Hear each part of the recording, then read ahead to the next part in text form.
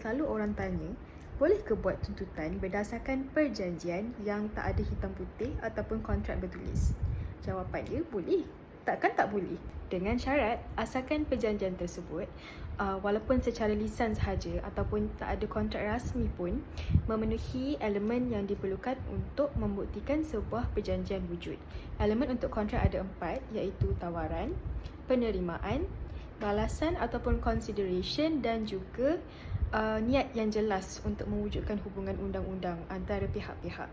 Maksudnya diorang memang nak buat perjanjian tu, bukan secara paksa ataupun paksa rela. Tapi macam mana pun korang kena ingat, sebaik-baiknya dan seelok-eloknya ada perjanjian hitam putih. Sebab apa? Sebab lagi senang korang nak buktikan dekat mahkamah kata memang ada perjanjian. Jadi kalau ada hitam putih, susah untuk pihak lawan petikaikan isu tersebut ataupun petikaikan kewujudan ataupun keesahan perjanjian tersebut.